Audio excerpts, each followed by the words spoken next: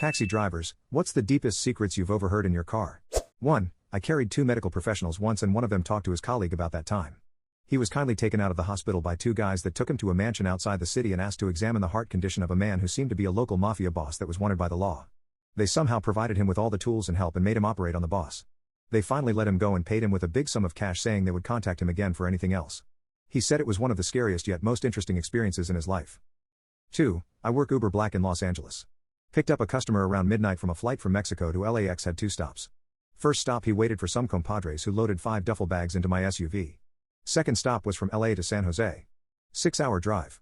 After a $2,500 fare and $400 tip. I never dared ask what was in those bags. 3. 2 guys talking freely about their scam op and going into the specifics of how to get the most out of it. The scam had something to do with cars, and I can't remember what it was. I just remember them saying that it got them around $20 million. 4. I've worked for Uber and once a passenger, a clearly intoxicated lady, told me she should have married her brother-in-law because her husband was much less handsome, but because the husband was also far richer, she married him.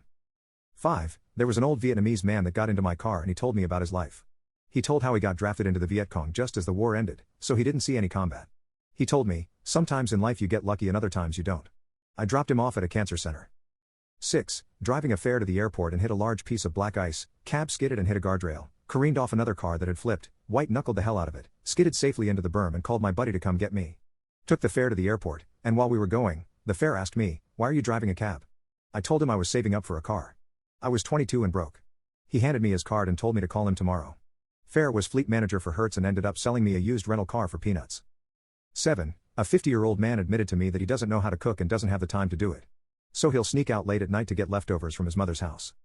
8. Taxi rider here. Climbed into the back of a cab once and found an empty carton of cigs, an empty bottle of rye, and an open box for a pregnancy test. Someone had a very rough night.